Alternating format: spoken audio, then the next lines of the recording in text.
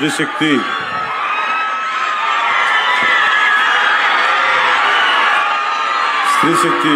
పథకానికి ఈ కార్యక్రమానికి విచ్చేసిన మూల విరాట్ ఆడపడుచుల కష్టాలకి అండగా ఉండాలి. కూటమి ఏర్పడ్డ తర్వాత ఎన్నికల ముందు సూపర్ 6 గురించి మాట్లాడుకుంటున్నప్పుడు ప్రత్యేకించి గౌరవ ముఖ్యమంత్రి శ్రీ నారా చంద్రబాబు నాయుడు గారు అన్న మాటలు నాతోటి ఉచిత బస్సు సౌకర్యం కల్పించాలి. నేను వారిని ఒకటే అడిగాను, మనకున్న ఆర్థిక ఇబ్బందుల్లో దీన్ని ఎలా ముందుకు తీసుకెళ్తారు సార్, అది నెరవేర్చగలమా అనే నాకు ఒక సందేహాన్ని వెలుబుస్తే ఆయనకున్న అపారమైన అనుభవం ఈ రోజున నేను భరోసా ఇస్తున్నాను, ఎట్టి పరిస్థితిని ముందుకు తీసుకెళ్తామని చెప్తే ఈ రోజున ఆయన ఇచ్చిన మాట నెరవేర్చడం ఇది ఆయన ఈ అనుభవానికి ఆయన కమిట్మెంట్కి ఒక చాలా బలమైన నిదర్శనం. అలాంటి ముఖ్యమంత్రి శ్రీ నారా చంద్రబాబు నాయుడు గారికి నా హృదయపూర్వక నమస్కారాలు. ఆడపడుచుల అందరి తరపున వారికి కృతజ్ఞతలు తెలియజేసుకుంటా ఉన్నాను.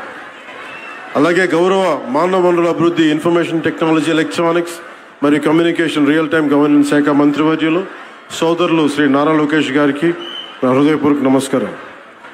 అలాగే రవాణా శాఖ మంత్రివర్యులు రాలేకపోయారు రాంప్రసాద్ రెడ్డి గారికి, అలాగే భారతీయ జనతా పార్టీ రాష్ట్ర అధ్యక్షులు శ్రీ పివిఎస్ మాధవ్ గారికి, ఆంధ్రప్రదేశ్ రాష్ట్ర రోడ్డు రవాణా సంస్థ చైర్మన్ కొనకళ్ళ నారాయణరావు గారికి, గౌరవ పార్లమెంట్ సభ్యులు విజయవాడ శ్రీ కేసినేని చిన్ని గారికి, విజయవాడ సెంట్రల్ నియోజకవర్గ శాసనసభ్యులు బుండా ఉమేశ్వర గారికి, విజయవాడ ఈస్ట్ నియోజకవర్గ శాసనసభ సభ్యులు గద్దె రామ్మోహన్ రావు గారికి, ప్రిన్సిపల్ సెక్రటరీ రవాణా రహదారుల భవనాల శాఖ శ్రీ కాంతిలాల్ గారికి, ఆంధ్రప్రదేశ్ రాష్ట్ర రోడ్డు రవాణా సంస్థ ఉపాధ్యక్షులు మరియు managing director Shri H Dwaraka Tirumalarao గారికి ప్రత్యేకించి మీ అందరికీ పేరు పేరు నా హృదయపూర్వక కృతజ్ఞతలు.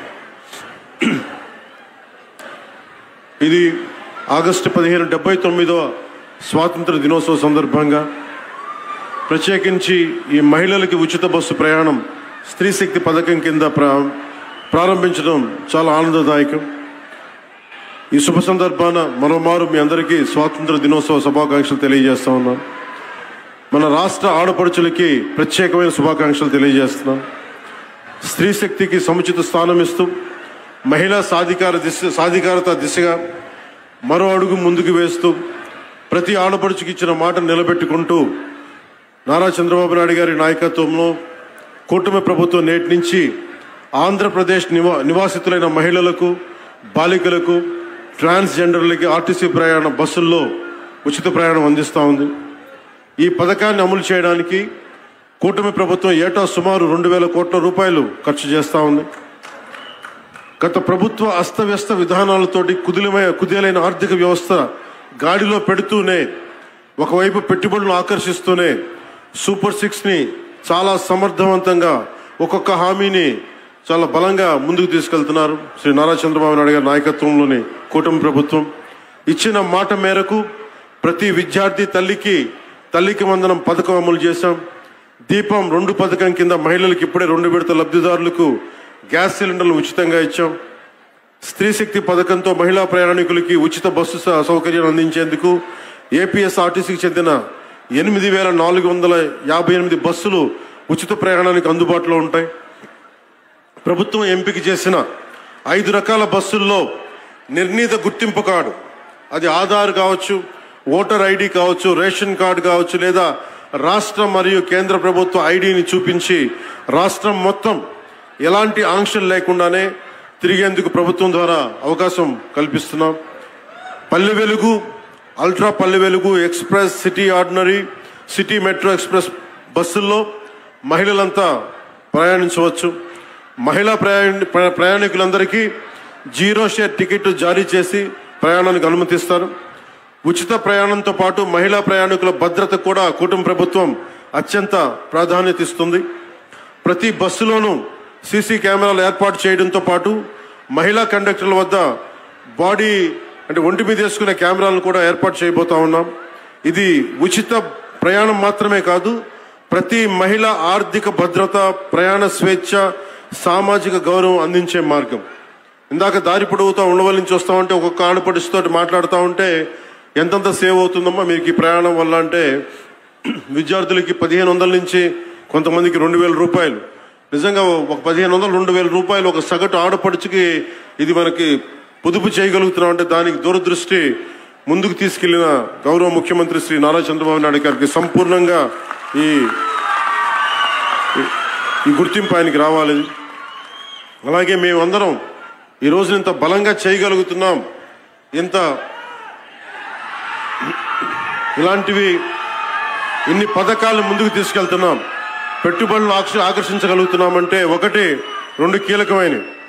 ఒకటి, మీరు మా మీద భరోసా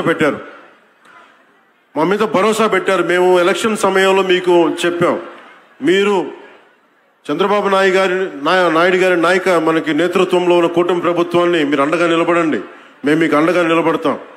అలాగే భారతీయ జనతా పార్టీ మనకి ప్రధానమంత్రి గారి నేతృత్వంలో భారతీయ జనతా పార్టీ ఎన్డీఏ ప్రభుత్వం మీరు నిలబడండి, మేము మీకు అండగా ఉంటామని తెలియజేస్తే అది మీరు మా మీద పెట్టిన భరోసా ఈ రోజున మీకు ఉచిత బస్సు ప్రయాణం తీసుకొచ్చింది.